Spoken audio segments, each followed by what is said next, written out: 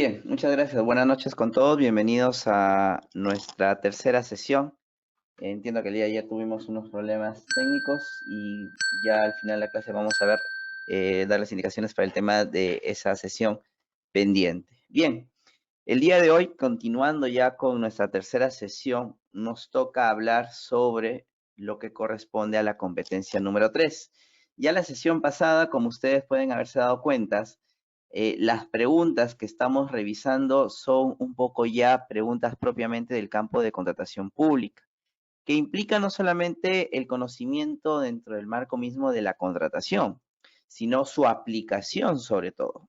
Entonces, vamos a seguir tomando nuevamente preguntas tipo para poder desarrollar los temas que ustedes tienen que conocer. Tengamos en cuenta que las preguntas tipo que nosotros tomamos es para abordar todo el marco teórico y normativo. Y a partir de ahí ustedes también puedan ir conociendo otros conceptos, no solamente centrarnos a la pregunta. Un consejo que les puedo dar es no centrarnos en memorizar preguntas, ¿ok? Porque las preguntas, de alguna manera, sí nos podrían terminar confundiendo si nosotros nos memorizamos respuesta, más aún si no nos acordamos o no tenemos una buena memoria. La idea es, si vamos a aprender algo, es aprender el marco normativo y cómo se aplica, que es lo que estamos haciendo en cada una de estas sesiones. Muy bien. Habiendo indicado esto, entonces, vamos con nuestra primera pregunta de la competencia número 3 correspondiente a los procedimientos de selección. La primera pregunta refiere a lo siguiente: para la contratación de un servicio de fotocopiado de documentos por un monto de 380,000, se debe convocar, espacio, y para la adquisición de camionetas por un monto de 250,000, se debe convocar. Un minuto para que puedan indicarnos cuál sería su respuesta correcta. Muy bien. Para la mayoría, la respuesta correcta es la alternativa C. Por ahí tenemos a alguien que nos indicó también la alternativa A. Algunos también, no son pocos. Bien, vamos a ver ahora el marco normativo de este tipo de preguntas, que es muy probable que les pueda llegar. Y aquí es primero que ustedes aprendan a cómo determinar el tipo de procedimiento de selección. Lo primero es tener claro el objeto de contratación. ¿Quién determina el objeto de contratación? Pues básicamente el área usuaria.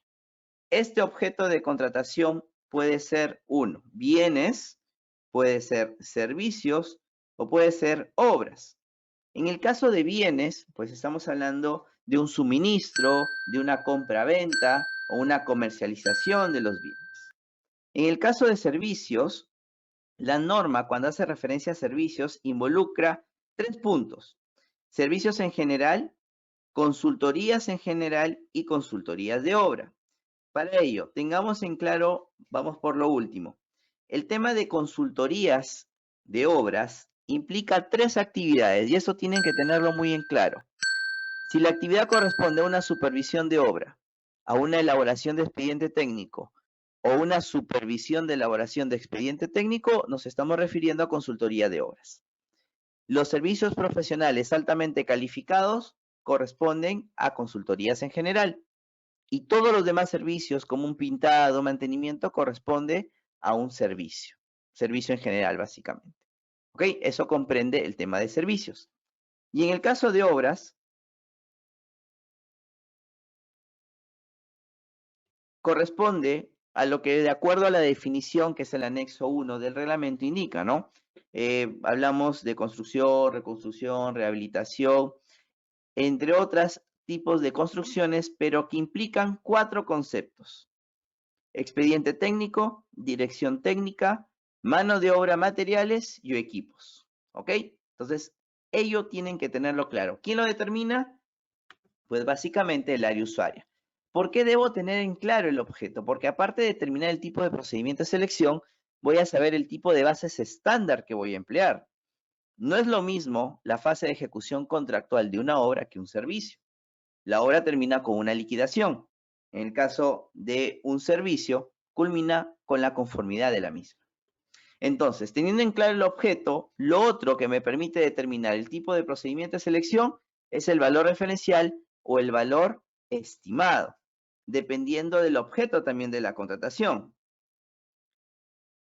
Por último, si yo tengo una solicitud o un requerimiento que involucra dos objetos, por ejemplo, me piden la compra de un bien y también me piden la instalación de ese bien, tendría dos objetos, ¿verdad? La compra del bien, bienes, y la instalación, que es un servicio. ¿Cuál sería el objeto de mi contratación? Pues aquel que tenga mayor incidencia porcentual en el costo, de acuerdo a la indagación de mercado.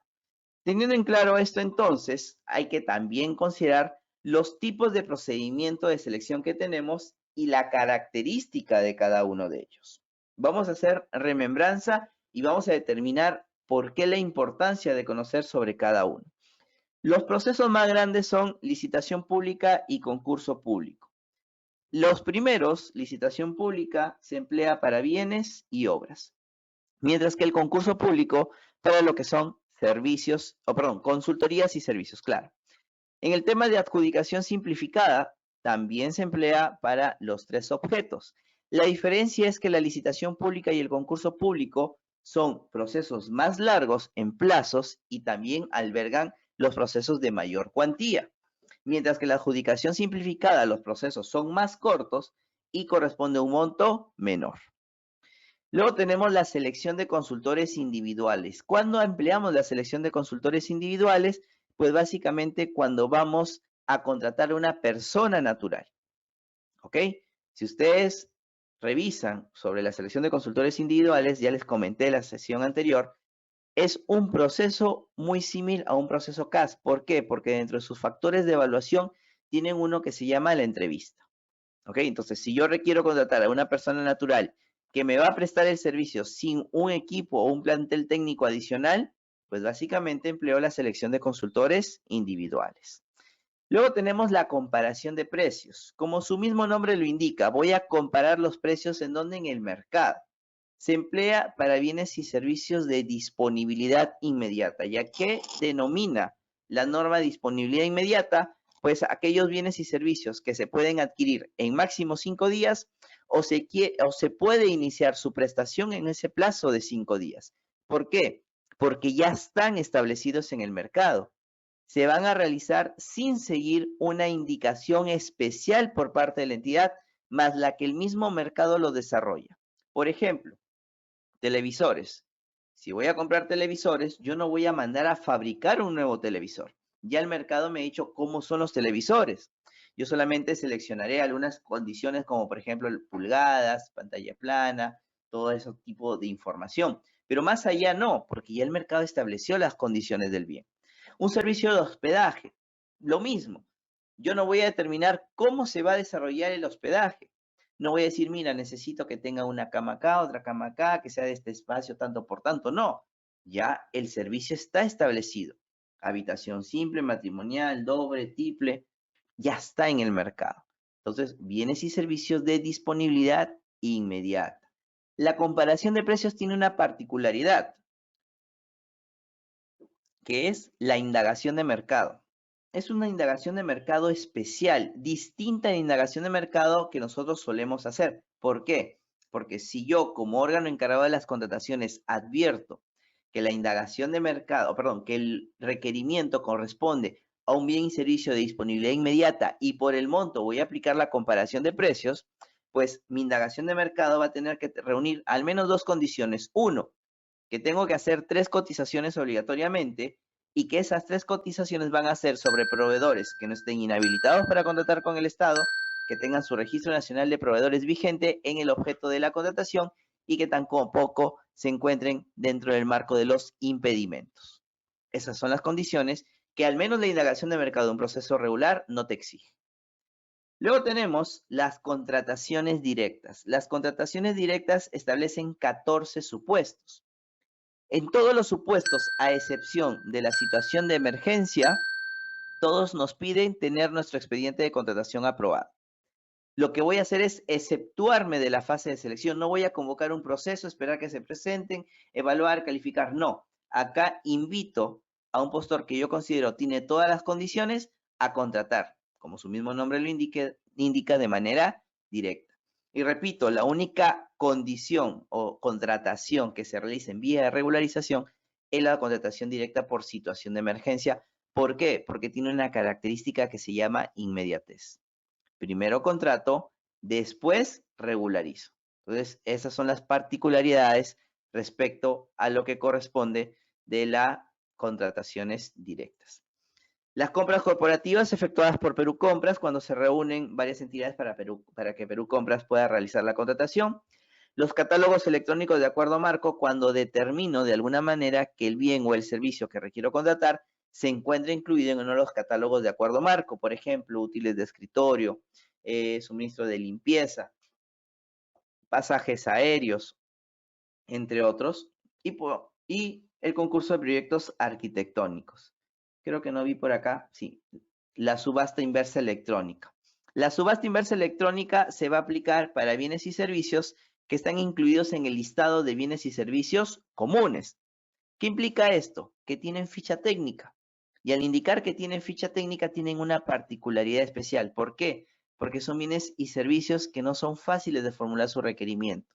El tema de cemento, el tema de combustible, el tema de medicinas están dentro del marco de la subasta inversa electrónica. Aquí, como su mismo nombre lo indica, básicamente son procesos más rápidos donde descargo la ficha técnica y va a haber una etapa o un periodo de pujas o lances. ¿Qué implica esto? Que en la subasta, a diferencia de la subasta normal donde gana el precio más alto, en este periodo de pujas o lances empiezan a ofertar el precio más bajo. Y una de las particularidades es que tanto para las pujas como para poder otorgar la buena pro, necesito como mínimo 2 ofertas válidas. ¿Ok? Entonces, esto es a modo general la particularidad de cada uno de los tipos de procesos que existen en el marco de la ley de contrataciones. Ahora, esto va a determinarse sobre el marco del objeto que les estaba comentando, ¿no? Licitación pública, bienes y obras.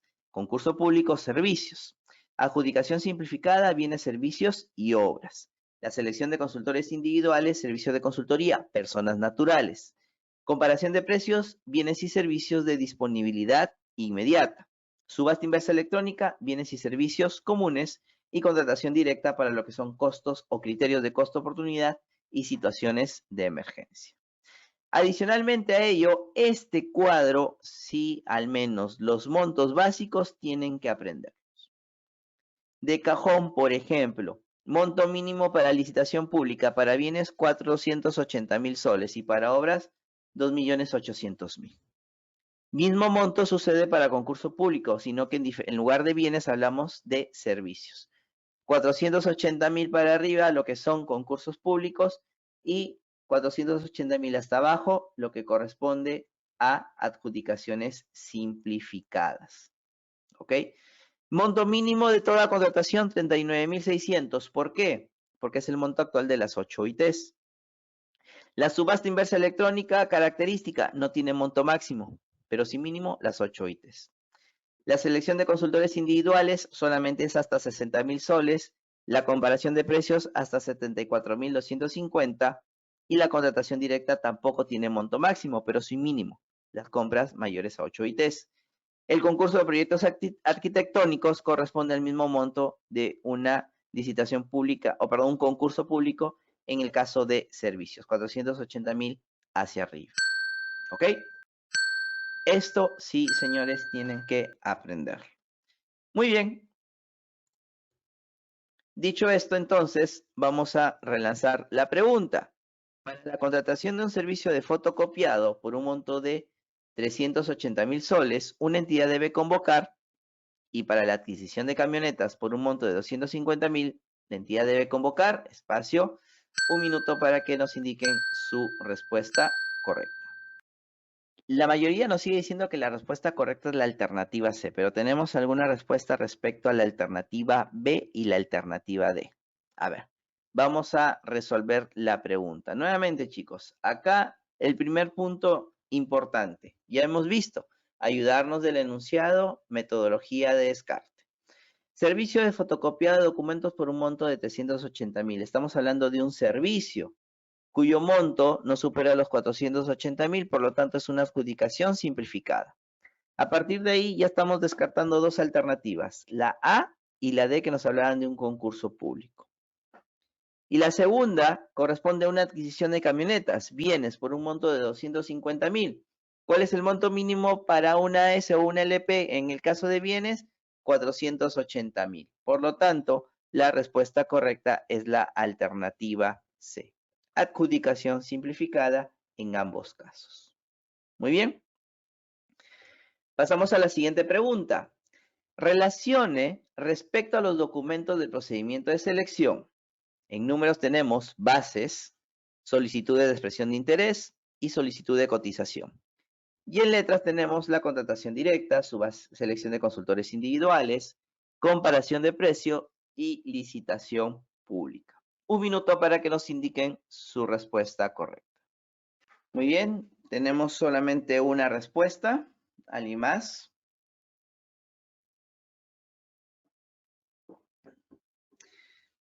Manuel nos dice la alternativa A, Juan Alonso alternativa B. ¿Alguien más, chicos? Edwin rompe justamente y nos dice no, es la alternativa A. Ok, entendamos entonces que en mayoría tenemos la alternativa A. Vamos a ver el marco normativo de la pregunta. Obviamente que tenemos que hablar sobre los documentos del procedimiento de selección. ¿Cuántos son los documentos del procedimiento de selección? Existen 3 tipos de documentos. Primero, las más conocidas, las bases. Las bases se van a emplear para licitación pública, concurso público, concurso de proyectos arquitectónicos, adjudicación simplificada, subasta inversa electrónica y contratación directa. La expresión de interés se va a llevar o se va a emplear para los consultores individuales y la solicitud de cotización para comparación de precios. Forma de aprender esto, simple.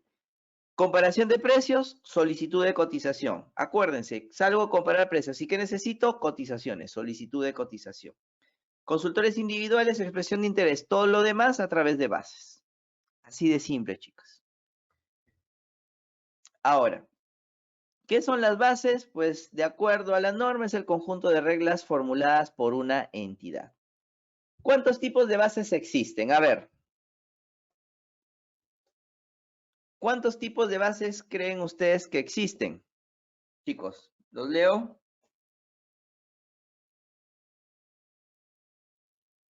1, 2, 3, 4, 5. ¿Alguien que se anime? 2. Guido nos dice 2. Manuel y Shirley nos dicen 1. ¿Cuáles son esas 2, Guido? ¿Y cuál es esa 1 de Manuel y Shirley?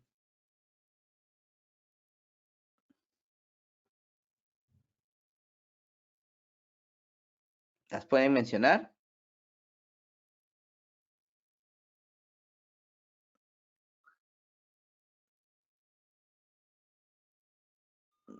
Pero esos son tipos de bases, no, son dentro de los tipos de las bases estándar. En realidad existen 4 tipos de bases. A ver, vamos viendo. Las bases, que son las reglas o modelos para todos, se llaman bases estándar, aprobadas con la directiva 01 del 2019 del OCE. ¿Ok? Bases estándar. Luego tenemos las bases administrativas. ¿Cuáles son las bases administrativas? Las bases que se emplean para la convocatoria del proceso. Esas son ya las bases que el comité las ha trabajado y las usa para convocar el proceso. Y son las bases que van a ser materia de consulta y observaciones. Ahí van 2. Tercero son las bases integradas. Son aquellas donde el comité o el órgano encargado de las contrataciones como órgano encargado del procedimiento de selección, lo que ha hecho es absolver las consultas y observaciones y a partir de ahí trabajar estas bases integradas, que en el caso de adjudicaciones simplificadas vamos a ver que se van a volver en las reglas definitivas. Pero tenemos en el caso de licitación pública y concurso público un 4 tipo de bases, que son las bases integradas definitivas, que son las que va a integrar el OCE a mérito de un pronunciamiento. ¿Ok? Entonces tenemos hasta 4 tipos de bases. Adicionalmente a ello, las bases se van a aplicar para el participante, postor y contratista. Una vez me dijeron, doctor, pero ¿por qué el contratista? El participante entiendo porque usted nos ha explicado que el participante es el que se registra en el proceso. Entonces, obviamente, va a formular consulta y observaciones, participa. Para el postor, obviamente, porque al ser la regla del proceso, pues va a aplicar al postor que presenta su oferta. ¿Y por qué al contratista? ¿Por qué las bases llegarían a aplicar al contratista? ¿Conocen ustedes, chicos, por qué? ¿Por qué las bases también le aplican al contratista? ¿Qué opinan?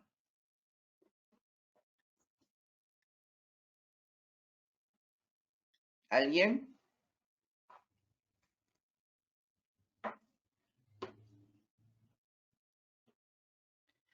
Les comento. Cuando veamos ejecución contractual, vamos a ver que parte del contenido del contrato son las bases integradas o las reglas definitivas del proceso.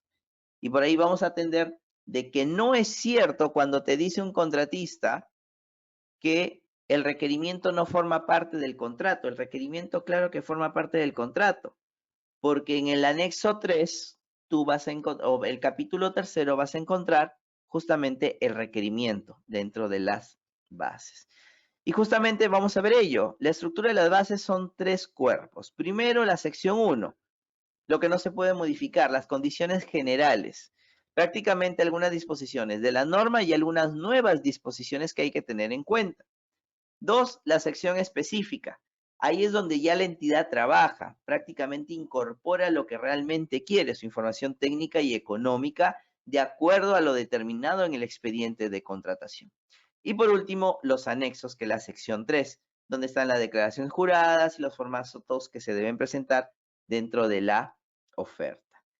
Dentro de la sección general, vamos a encontrar las etapas del procedimiento, la solución de controversias y la parte del contrato.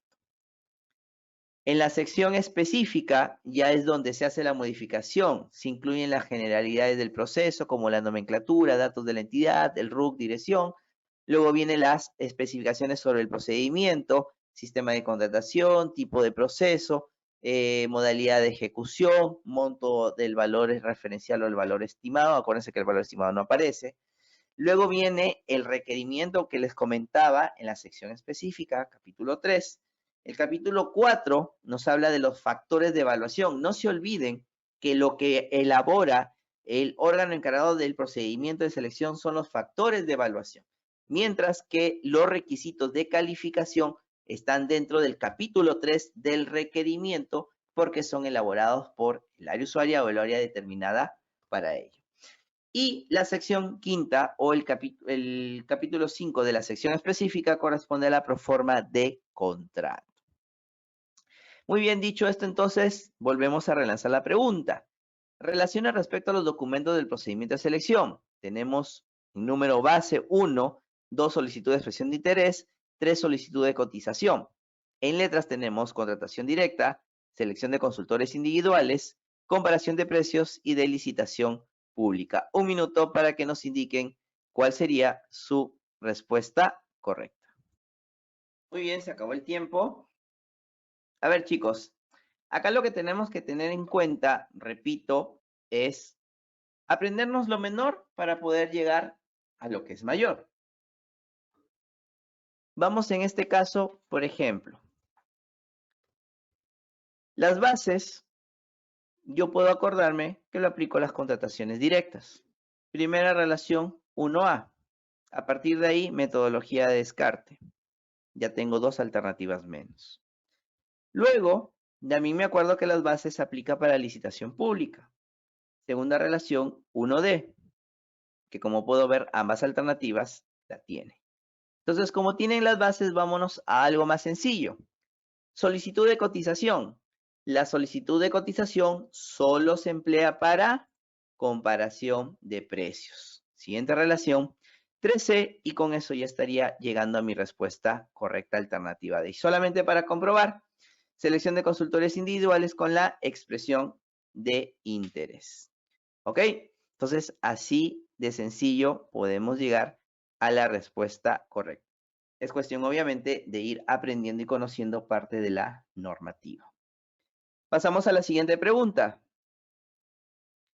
¿Cuál es el plazo para solicitar la elevación de los cuestionamientos al pliego de absolución de consultas, observaciones e integración de bases al OCE en una adjudicación simplificada.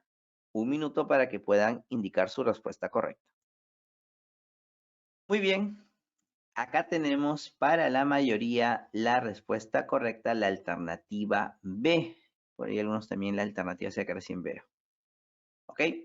Vamos a ver el marco normativo de esta pregunta que tiene por ahí una trampa. A ver.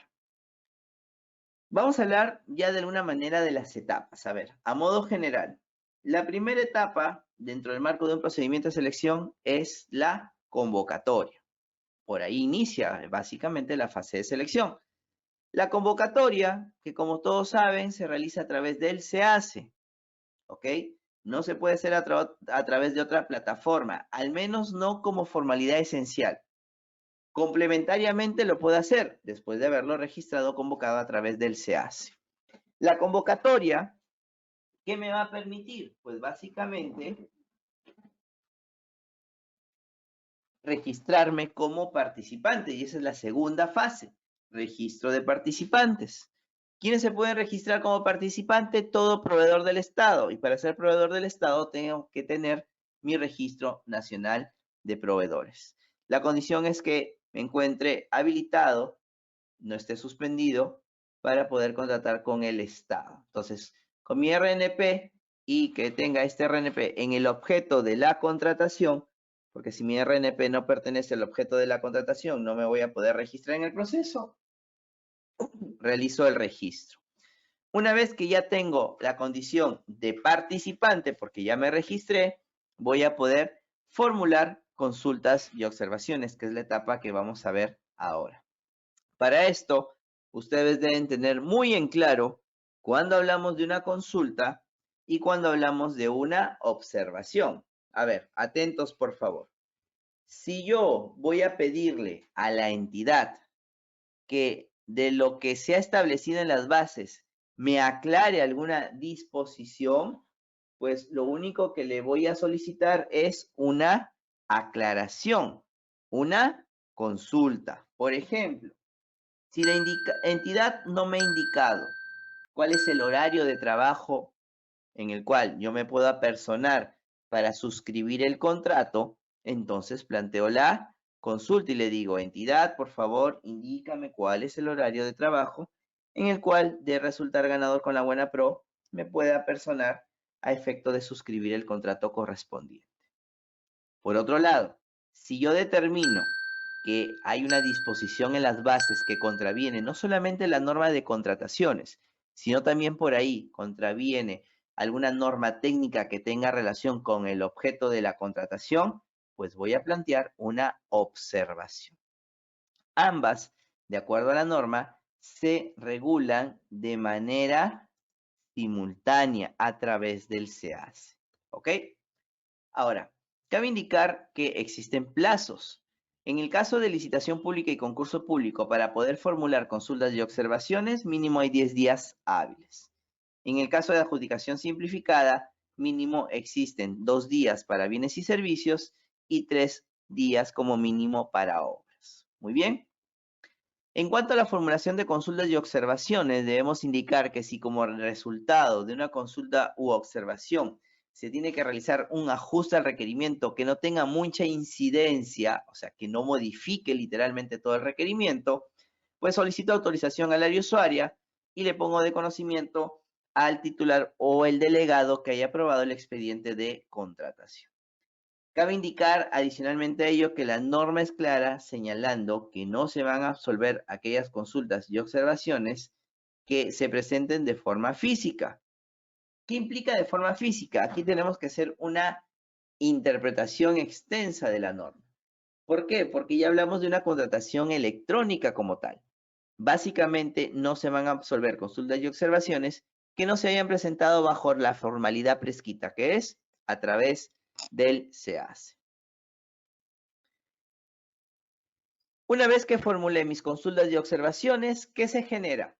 Que el órgano encargado del procedimiento de selección, que ya hemos visto que puede ser o un comité o el órgano encargado de las contrataciones, empieza a absorber y realizar la integración de las bases. Entonces, a partir de ahí, La absolución se va a dar dentro del marco de un pliego motivado, un pliego absolutorio, y en el caso de las observaciones debe indicarse en este pliego si se acogen parcialmente o simplemente no se acogen las observaciones. Y el comité debe absolver todas las consultas y observaciones que integren justamente en el marco de este pliego absolutorio. Cabe señalar que si por A o B el comité, por un tema de omisión, se olvidó de hacer una modificación en las bases integradas, a pesar que en el pliego de absolución acogía la observación e indica que iba a hacer la modificación, por lo cual hay una divergencia entre lo que dicen las bases integradas y lo que dice el pliego, va a prevalecer el pliego de absoluciones. Igual, si dentro del marco del pliego se advierten algunas situaciones que conlleven a la nulidad, conforme al artículo 44 de la ley, el titular